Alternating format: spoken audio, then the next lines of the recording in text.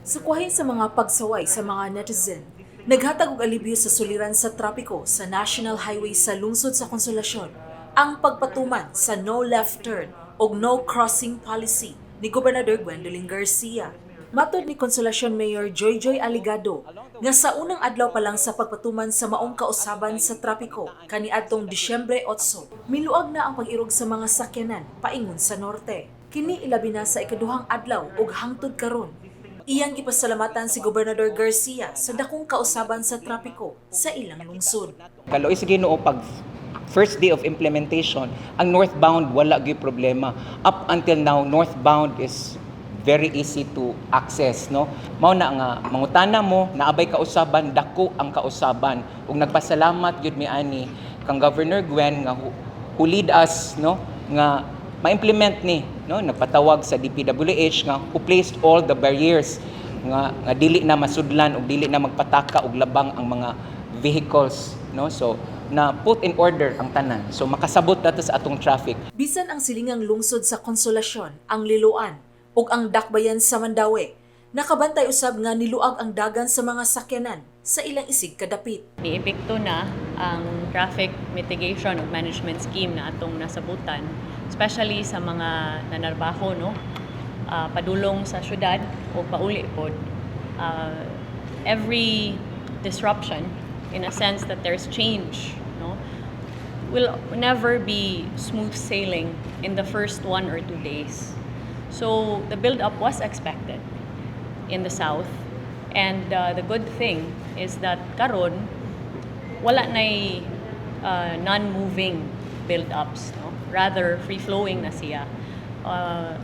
I believe that this traffic scheme, no, which is seeing success, is really the product of collaboration and cooperation between Liloan and Consolacion, ably led by Governor Gwen Garcia. Subay niini, ipatuman usab sa duha ka mga lungsod ang bag-ong oras sa truck ban. Sugod karong Disyembre 18 ug magsugod na kini sa alas 5 sa buntag hangtod sa alas 9 sa buntag ug sa alas 5 sa hapon hangtod sa alas 9 sa gabii. Ang mga sakyanan nga mosubra sa 4,500 kilos nga gibug-aton mo'y apil sa maong ban. Matod ni Gobernador Garcia, ang bag-ong traffic scheme gipatuman human sa pipila ka konsultasyon uban sa mga opisyales sa mga local government unit ug sa mga ahensya sa gobyerno. Ang maong right turn only, no crossing policy ug paggamit sa designated U-turn slots gipatuman sugod kaniadtong Disyembre 8. Isip mo ay solusyon sa dugay na nga problema sa kahuot sa dagan sa trapiko gikan sa syudad sa Mandaue hangtod sa lungsod sa Liloan.